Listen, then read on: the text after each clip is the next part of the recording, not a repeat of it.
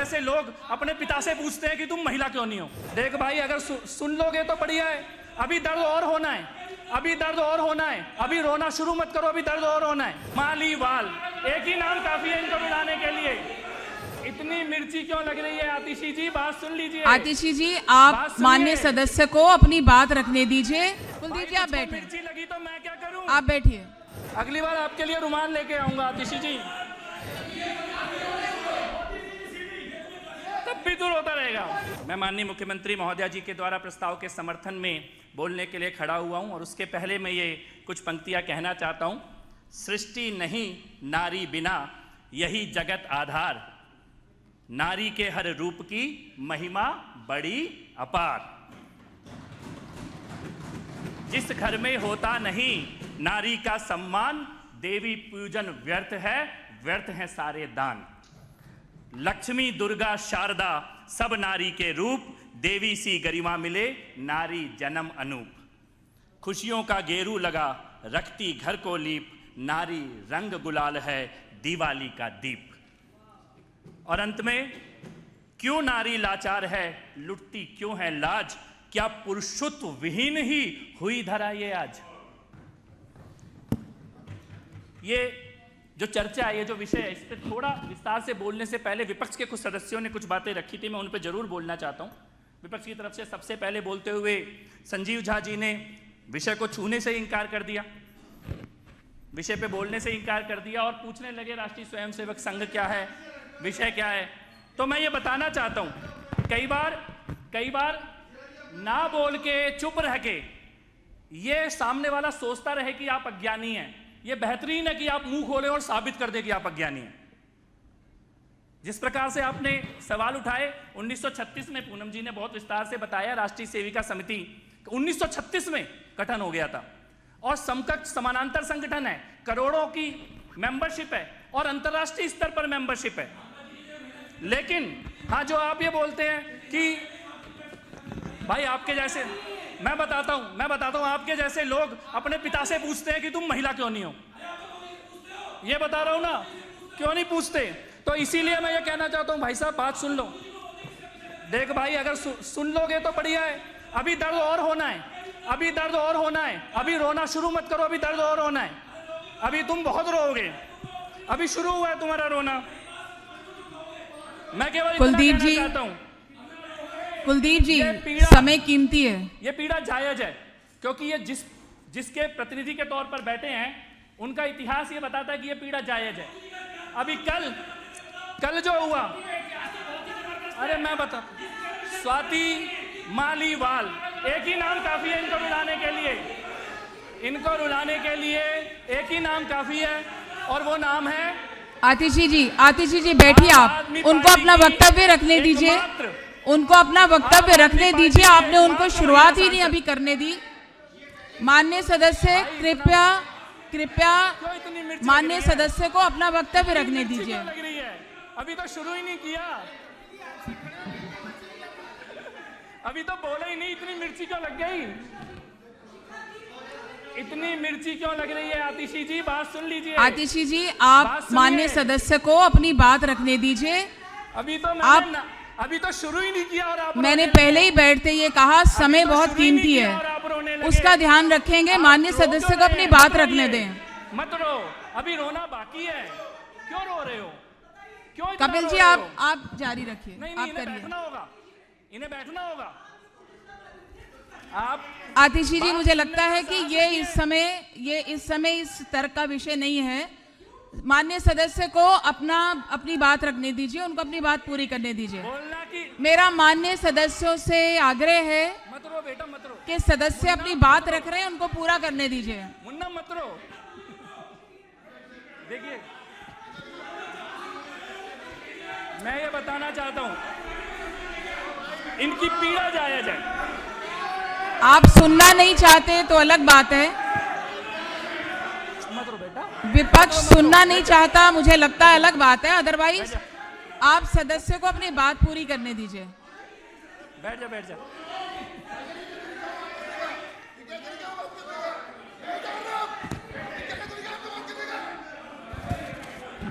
बैठ जा, बैठ जा, बैठ जा। कुलदीप जी मर्यादा में थोड़ा सा संयम से बैठते हैं और सुनते हैं। माननीय सदस्य को अपनी बात पूरी करने दीजिए। माननीय सदस्य अपनी बात को आप एक्सप्लेन कर दें। अध्यक्ष महोदय, इन्हें बैठना होगा। आप स्थान ग्रहण कर लें, समय का ध्यान रख लें, सबके लिए है जी। जी अभी तो बोला ही नहीं है, अभी तो बोला ही नहीं है। भाषा भाई, का आप रोने सब लगे। भाषा तुमको और मिर्ची टोन लगी तो मैं क्या करूं? दोनों का प्रयोग संयम से करें जी। कुलदीप जी आप तुझको बैठे, मिर्ची लगी तो मैं क्या करूं? आप बैठिए। माननीय कपिल जी। अध्यक्ष महोदय, मैं इनके लिए इतना ही कहना चाहता हूं कि तुझको मिर्ची लगी तो मैं क्या करूं? अभी तो बात शुरू ही नहीं हुई, अभी तो बात शुरू ही नहीं हुई और आप रोने लगे। अभी तो स्वाति मालीवाल की पीड़ा के बारे में चर्चा हो जाए तो क्या होगा? एकमात्र सांसद राज्यसभा के अंदर, एकमात्र सांसद, और कोई साधारण सांसद नहीं है। आपकी महिला आयोग की अध्यक्षा भी वही थी, आपकी महिला आयोग की अध्यक्षा थी वो। और क्या किया गया? अध्यक्ष महोदय, मुख्यमंत्री के घर में, मुख्यमंत्री के घर के अंदर, मुख्यमंत्री के घर के अंदर, और वो जो बयान है वो तो पुलिस के रिकॉर्ड में है ना, स्वाति मालीवाल का स्वयं का बयान है, ये तो कोई राजनीतिक आरोप नहीं है। और उसके बाद से आज तक क्या अरविंद केजरीवाल उसे डिनाई कर पाए? क्या वो बोल पाए उसके ऊपर? आज तक वो उसके ऊपर बोल नहीं पाए हैं। मुख्यमंत्री के सामने एक राज्यसभा की सांसदा को मुख्यमंत्री के घर के अंदर जमीन पे गिरा के मारा गया, जूतों से मारा गया, पीटा गया, और बाद में मुख्यमंत्री ने मीडिया के सामने जवाब देने तक से इनकार कर दिया। और जो मारने वाला अपराधी था उसको अपने साथ हवाई जहाज में लेके बैठाना शुरू कर दिया उस मुख्यमंत्री ने। शर्मनाक है, शर्मनाक है।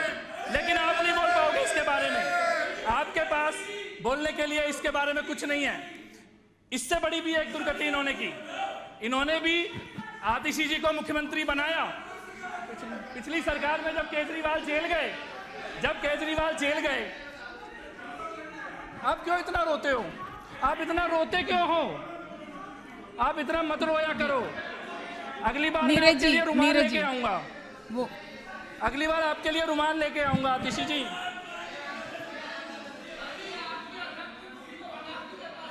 आपके अनिल जी, अगली बार मैं आपके लिए रुमाल लाऊंगा। मुन्ना मत रो। अनिल जी आप थोड़ा सा, तब भी तू रोता रहेगा। मैं एक चीज कहना चाहता हूं,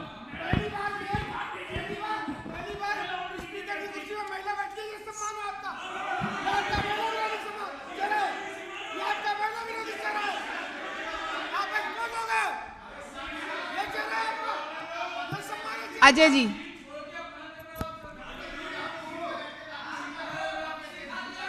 मैं एक और शर्मनाक घटना हुई।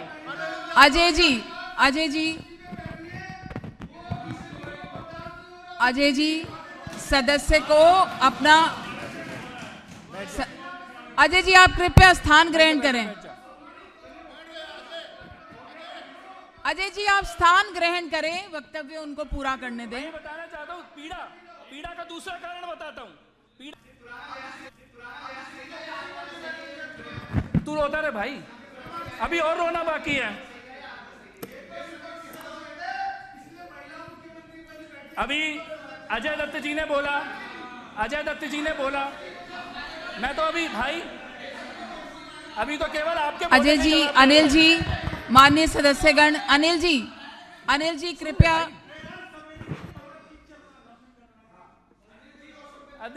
अध्यक्षा जी, एक चीज और, अभी जब अजय दत्त जी बोल रहे थे तो अजय दत्त जी ने बोला कि सिलेंडर नहीं आया। सिलेंडर का पैसा आया पर भाभी जी ने बताया नहीं आपको। आया खाते में सबके है पर बताया नहीं आपको। अजय जी बीच में आप डायरेक्ट, अजय दत्त जी बीच में डायरेक्ट कन्फ्रंटेशन ना करें। जब आपको बोलने का किसी का भी समय आएगा तब जवाब दीजिएगा जी।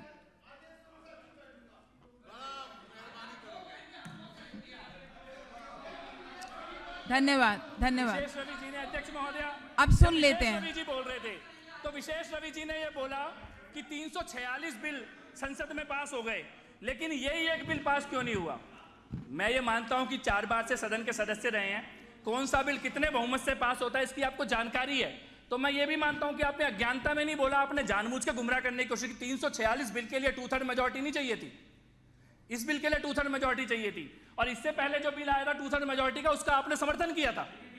तो अगर आप ये कहते हैं, अगर मैं आपकी भी राजनीतिक बात को मान लूं, इस आंकड़े को भी मान लूं, आपने कुलदीप जी, आप अध्यक्ष को, आप चेयर को एड्रेस करें ना, आप डायरेक्ट कन्फ्रंटेशन मत करें, आप बीच बीच में टोका टोकी करके जवाब ना दें।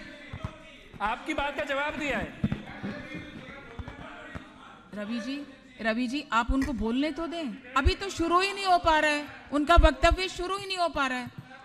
आप अभी आप बैठे, जब समय आएगा आपका तो आप बोल लीजिएगा जी। तो महिलाओं के लिए जब एक बिल सदन में आया, ऐतिहासिक बिल आया था, इसका विरोध किसने किया। इसका विरोध केवल 2 ही तरह की पार्टियों ने किया। एक तो परिवारवादी पार्टियों ने किया, जिनको यह पता है कि संसद में महिलाएं जाएं लेकिन मेरे परिवार की जाएं, इसके अलावा कोई ना जाए। सोनिया गांधी जी खुद तो चाहती है कि वो अपने दल की नेता बनी रहें, उनकी बेटी जरूर जाए लेकिन किसी और की बेटी सदन में न जाए, उसके लिए आरक्षण का विरोध आज नहीं किया, पहली बार नहीं किया। यह पहली बार का इतिहास नहीं है, लगभग आधे दशक का इतिहास है, आधी शताब्दी का इतिहास है। 2010 में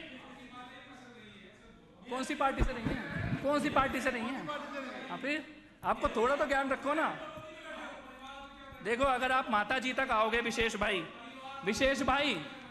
भाई अगर आप माता जी तक आओगे ना, नहीं मेरी बात सुन लेना, इस बात को मेरी तो अरविंद केजरीवाल से एक बात जाके पूछना, सुनो, और विशेष भाई अरविंद केजरीवाल से जाके पूछना कि स्वराज लिखने से पहले किस निगम पार्षद के दरवाजे पे गए थे।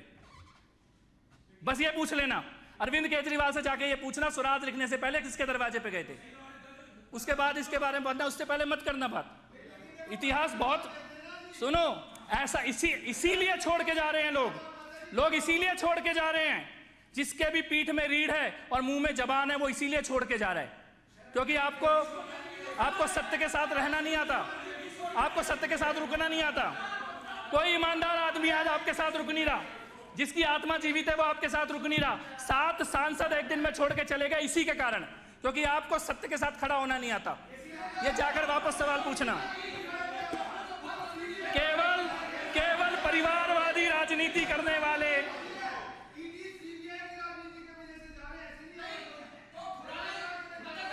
अनिल जी, अजय जी, ऐसे हम बहस करते रहेंगे, वक्तव्य पूरा नहीं होगा।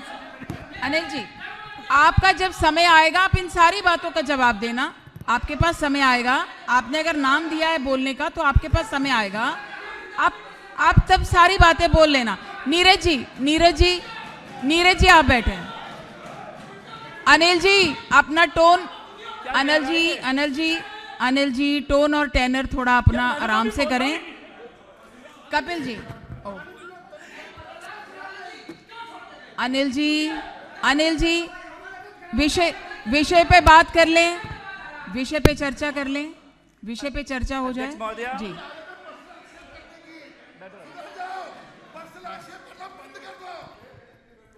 अध्यक्ष महोदया, मैं इतना ही कहना चाहता हूं विपक्ष से, मेरा निवेदन है पर्सनल कटाक्ष पे मत जाइए। निवेदन है कोई भी साथी पर्सनल कटाक्ष न करे। नहीं, विपक्ष के सदस्यों से मैं ये निवेदन करता हूं, कृपया जल लीजिए। मैं ये कहना चाहता हूं अध्यक्ष महोदया कि कौन लोग विरोध कर रहे हैं, या तो परिवारवादी राजनीति करने वाले विरोध कर रहे हैं, जिनके लिए आरक्षण केवल अपने परिवार की बेटियों के लिए, महिलाओं के लिए चाहिए, और या तो वो लोग विरोध कर रहे हैं। मैंने फिर कहा जी, और तुष्टिकरण कपिल जी एक मिनट, कपिल जी देखिए, 2010 का इतिहास है, मैं तो आज की बात ही नहीं कर रहा, 2010 तक की भी अगर बात कर लें, राज्यसभा में प्रस्ताव पास हो चुका था, और लोकसभा में मैच फिक्सिंग करके बिल की कॉपी को फटाया जाता है। कोई एक सदस्य बिल की कॉपी फाड़ने से क्या प्रस्ताव रुक जाता है, और उसके बाद सदन में कभी प्रस्ताव आया ही नहीं, और बाय डिफॉल्ट 2014 में उसको लैप्स कर दिया गया उस प्रस्ताव को। इससे ज्यादा शर्मनाक क्या हो सकता है। और आज जब एक ऐतिहासिक अवसर सामने आया, देश की बेटियों को, महिलाओं के प्रति कृतज्ञता अर्पित करने का, न्याय देने का, आरक्षण सुनिश्चित करने का। और मैं कहता हूं, आप ये कह रहे हो अजय जी, मेरा फिर आखिरी निवेदन हो जाएगा। प्लीज मैं आपसे रिक्वेस्ट कर रही हूं, क्योंकि मैं बार बार ये बात कह रही हूं, समय सबके लिए कीमती होता है, सदन का समय बहुत कीमती है। अजय जी, आप बीच में टोका टोकी ना करें, वक्तव्य पूरा होने दें। ऐतिहासिक मौका था, सदन में इतिहास रचा जा सकता था। महिलाओं के लिए, बेटियों के लिए, बहनों के लिए एक ऐसा कानून आया था, और सबके लिए आया था, किसी राजनीतिक दल विशेष के लिए तो नहीं आया था। बहुत बड़ा इतिहास लिखने का मौका था, लेकिन विश्वासघात किया गया भारत की सदन के अंदर। और जिस प्रकार से यह सुनिश्चित किया गया कि यह बिल पास ना हो, और उन्हीं लोगों ने सुनिश्चित किया जो बार बार पिछले 50 सालों से सुनिश्चित कर रहे हैं कि इस प्रकार का कोई कानून आ ना जाए। आप कह रहे हैं कि राजनीतिक फायदे के लिए किया गया, तो आप पास करके रोक देते उस राजनीतिक फायदे को होने से, क्यों नहीं किया? जितने भी अभी विपक्ष ने काम इसके विरोध में बोला, कोई ये नहीं बता पाया कि ये बिल क्यों नहीं आना चाहिए था। ये तो बता रहे हैं कि आपको राजनीतिक फायदे के लिए लाए, तो रुक जाता ना राजनीतिक फायदा, आप सपोर्ट कर देते। आपको सपोर्ट करने से किसने रोका था इस बिल को? सदन के अंदर खड़े हो जाते आप इसके समर्थन में। लेकिन आपका इतिहास इसीलिए यहां बताना जरूरी था कि आपने विरोध क्यों किया इस बिल का। इस प्रकार का एक इतिहास रखने का मौका भारत की सदन ने गंवा दिया है, उसी का यह निंदा प्रस्ताव यहां पर इस सदन में आया। और मैं ये कहना चाहता हूं, ये पहली बार नहीं है कि आउट ऑफ ब्लू अचानक प्रधानमंत्री जी नारी शक्ति के लिए कुछ लेकर आए हैं। राजकुमार भाटिया जी जब बोल रहे थे, वो जब पीड़ा थी महिलाओं की, मुझे तो लगता है ये 33% आरक्षण से 10 गुना ज्यादा बड़ा नारी सशक्तिकरण का वो काम है जो लाखों करोड़ों शौचालय निर्माण का कार्य किया गया। उसके बारे में भाषण तो पहले प्रधानमंत्री देश के भी देते थे लाल किले में खड़े होकर, लेकिन किया किसने? यशस्वी प्रधानमंत्री नरेंद्र मोदी जी ने। उज्ज्वला योजना की आंखों में धुआं भी लगता है, तबीयत भी खराब होती है। इसको करने का विजन किसके पास आया? इसका श्रेय किसके खाते में गया? आदरणीय प्रधानमंत्री नरेंद्र मोदी जी के खाते में गया।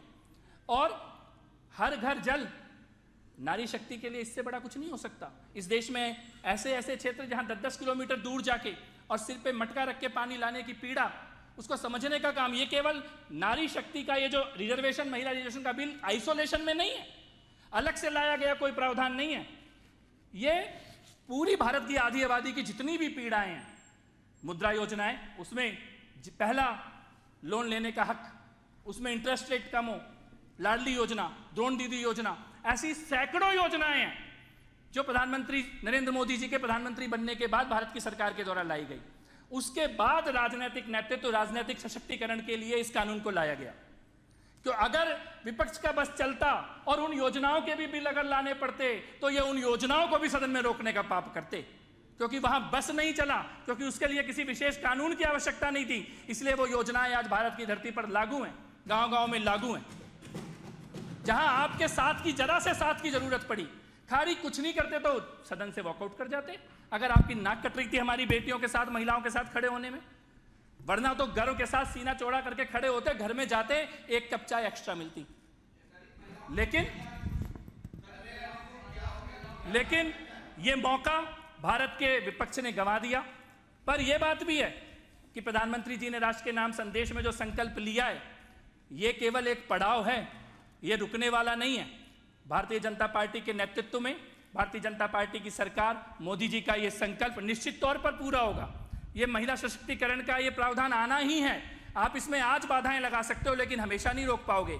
जिस दिन भारत की बेटियां और बहनें सड़कों में, गांवों में खड़े होकर जब बैलेट के माध्यम से निर्णय देना शुरू करेंगी, तब आपकी मजबूरी बन जाएगी इसके साथ खड़ा होना। और जो साथ नहीं खड़े होंगे वो बह जाएंगे इस राजनीतिक आंधी में। महिलाओं के आक्रोश का सामना आप कर नहीं पाएंगे। और जो विशेष रवि जी कह रहे थे जमीन पे उल्टा हो गया, जमीन पे उल्टा हो गया, जमीन पे उल्टा हो गया, अभी गुजरात के परिणाम आ रहे हैं, 3 बजे हैं, 3 साढ़े 3 बजे हैं, 5000 में से 00 हैं आपके, 00। हाँ, 00 जमीन पे यही उल्टा हुआ है। जमीन पे उल्टा हुआ गुजरात में दिख रहा है और हवा में उल्टा हुआ राज्यसभा में दिख रहा है। किसके लिए उल्टा हुआ है? तो आंखें खोलो, आंखें खोलो, दीवार पे लिखी हुई इबादत को पढ़ो। सत्य से उलट जाके खड़े होकर जबरदस्ती का विरोध करने के लिए विरोध करने से कुछ नहीं होगा। अंत में मैं केवल इतना कहना चाहता हूं कि ये निंदा